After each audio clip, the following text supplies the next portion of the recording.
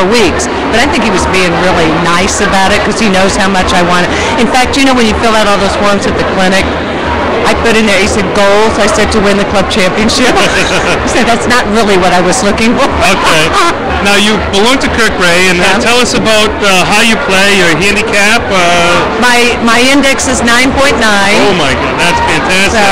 So especially at Kirkray. Kirkray is a very challenging course. Yes, it is very challenging, and we'll see what happens. Do you practice a lot? I mean, do you go over there and hit balls? Do you have a coach? Do you take lessons? You just go out there and play, and you're still a nice. I used to take lessons, but I don't have time, and so trying to play golf is just fitting it into my schedule. So now I don't take lessons, and I just go out there, and you know what? It's all about your attitude. And now when I have a little bit better attitude about I don't expect as much, I play better. Okay. I don't know how that works, but it seems to work for me. So lower your expectations and you have better golf. Is this your lowest you've been, your index? Is that the lowest it's been a little lower than that. It's been lower than that, too. A little bit, yeah. Okay, that's fantastic. Now, how about Channel 12? Can you bring us up to speed on what's happening at Channel 12? March 20th. Okay. I hate to say this because it makes me so old, but March 20th is my 20-year anniversary of the station. And they're going to do a little special. They've got a lot of people talking. Tom Ryan's doing a little talking about my golf and playing at the CBS and different. Ben Mondor, my dear friend Ben Mondor from the Pawtucket, he's going to talk, and they're doing a little special. 20 years I've been on the station there. So right. So anniversary. Now we've seen you at the CBS Charity Classic also. What is it like to golf in that event? It is my favorite event every summer. I love it. And Tom Ryan knows how much I love to play. He also knows how much I love certain golfers. Remember when Freddie Couples was there? Yeah. I really have a crush on him. I do. Yeah. Almost a stalker mentality. So he was like, Adams, come on over here. And he always calls me Adams. He never calls me Karen. He's always like, Adams, get over here. I know you want your picture taken. And I have a picture of me and Freddie Couples in the bedroom. Thank you very much. So I can look at Freddie every morning. But it's so much fun. And the golfers are, you guys are out there. Yeah, it's so a lot of fun. Nice. It really is. It's a great event. It really is. A lot of fun. We don't miss that event. We don't like to miss this event, and to see people like you along the way, and it's really wonderful. Can you just bring us up to speed on Channel 12? What's going to happen in the future? Is there anything? We've added a new show. This is our new big push is that morning show. It's called The Road Show. It's on the Fox side because we're CBS and Fox. What time is that on? It's from 8 to 9 in the morning, and it's a whole new approach to local morning news, and it's really a lot of talk, and we've got chefs come in, we've got a beautiful kitchen, and they come in and cook, and we talk a lot of different topics. It's not your typical fare. It's a little bit different. It's more of an entertainment lifestyles kind of show.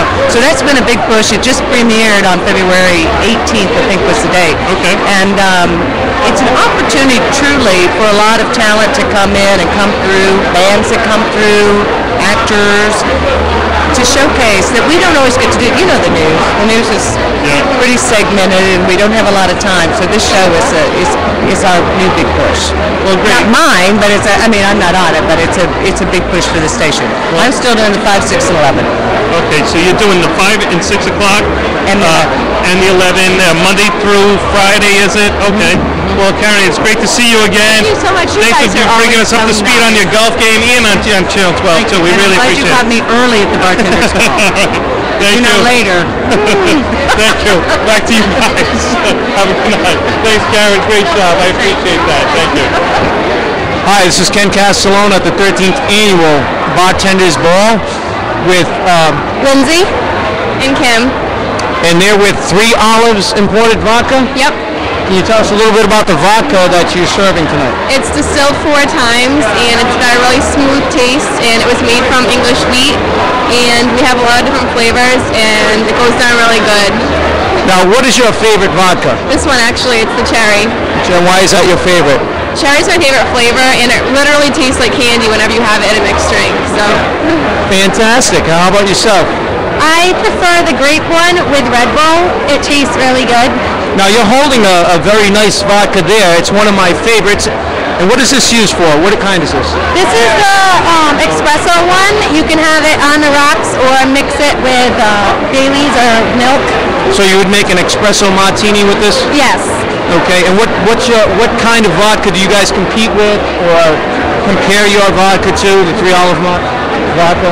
Well, I mean, for this price, I would say, well, I think for the flavor, I would say more of like a Grey Goose maybe, like the flavor, but with the price range, I would only say like Smirnoff, but I feel like this is smoother than other vodkas for the same price range. I think it's very good vodka. What do you think? I think it's excellent vodka. All right, last question. Are you guys having a very good time tonight? Yes, we are. Yes, it's Yes. very nice to be here, yep. And can you say back to you guys? Back to you guys. Wait, 1, 2, 3. Back to you guys.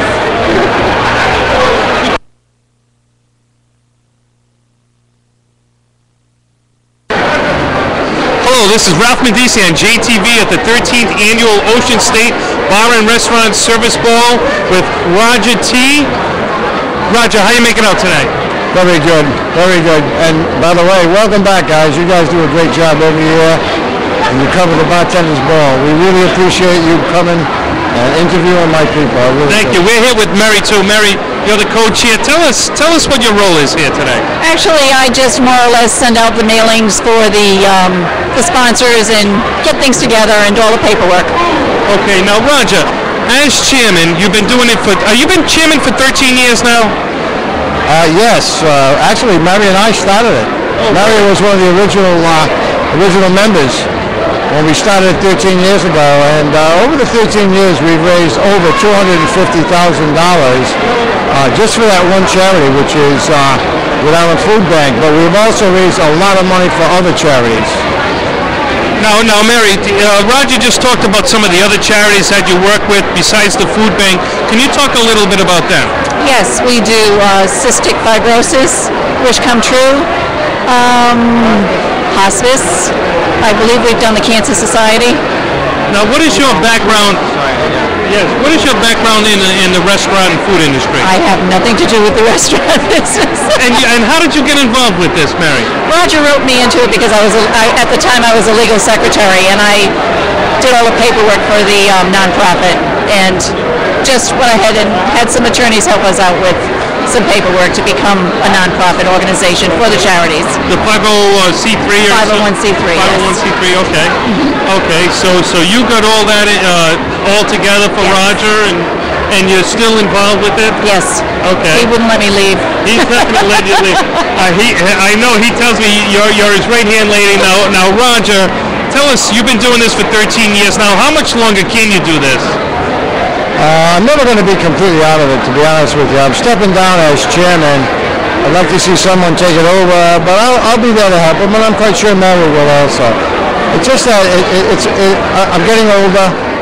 I had open heart. Excuse me, I had open heart, and I feel good, you know, and I'll be retiring probably in 2 or 3 years. So right now, I just want to make sure that it doesn't die.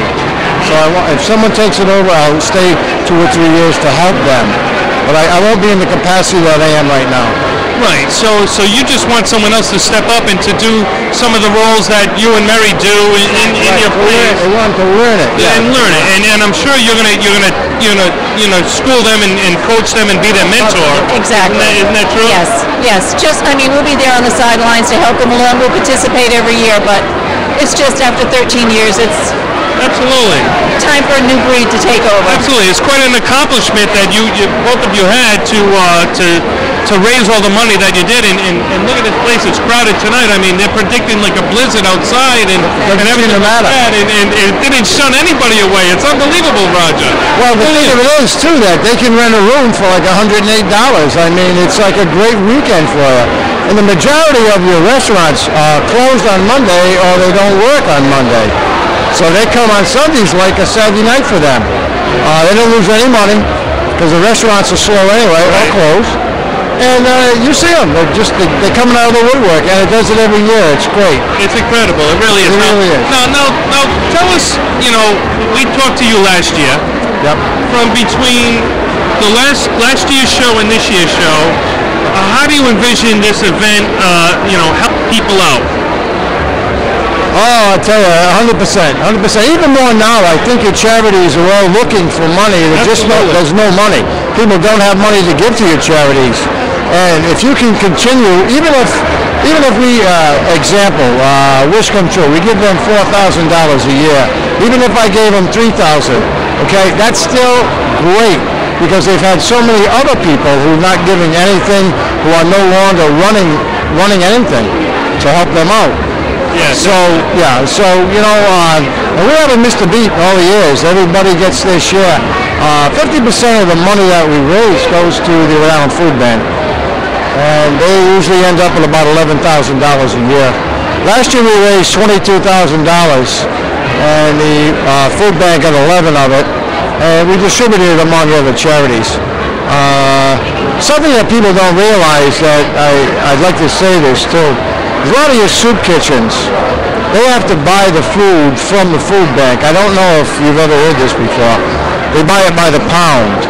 So example, a case of potatoes at 17 cents a pound, going to cost you, you know, a few bucks. But they have to have the money to pay them for that. So if you, by giving directly to a food bank, even if somebody went in and gave them a check for 25 bucks, you're going directly to the people who really need it. Absolutely. So we do this also. $1,000 here, 500 St. Edwards, St. Francis, wherever we go. You know, we try to distribute. We try to give it to as many people as we can. Now, Mary, Roger was just saying how many people really qualify for the donations that you give out. Definitely. There's a lot of people in need right now. There's a lot of people in need right now. I mean, it must be difficult to pick and choose who you're going to distribute to. It is, and we more or less have the, you know, we do, whoever is our honoree for the award that year, we present the award. Usually we ask them what their favorite charity is, and we will reciprocate with that with some of the donations at that time. So there are people that approach you and look for donations. Definitely. And that you unfortunately We can't give to everyone. You can't give to everyone. I mean, there's only so many dollars to go around. Exactly. Correct? It's difficult to choose from them. I mean, everybody is needy, and I think at this time, I think the food bank and the soup kitchens we distribute most of our money to.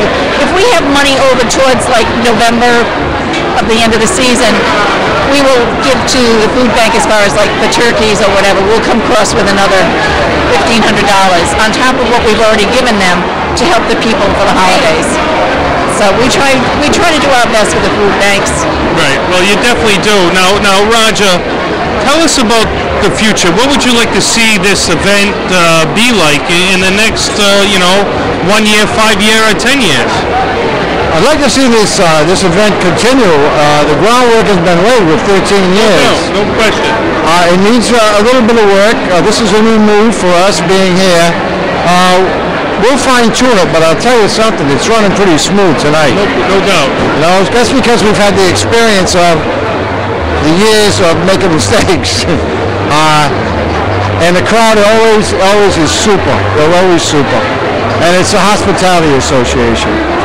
Well, I really admire the work that you do and what Mary does and giving back and helping people out, and that's why we're here tonight and helping you out also, Roger. And we definitely appreciate you inviting us here again tonight, and we look forward to seeing you again next year.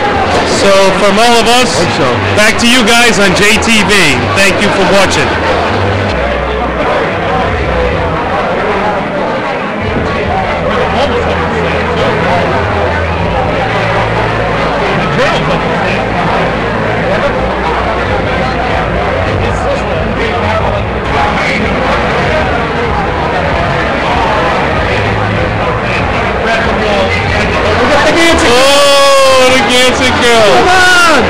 This is what we're going to do.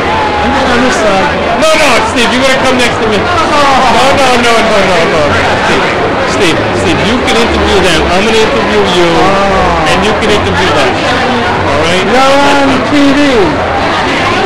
All right? JTV. All right, this is Jim Crooks. Jim, how you doing? Ralph Vice President. How you doing? Nice to meet you. Okay, this is Ralph Mendici on JTV.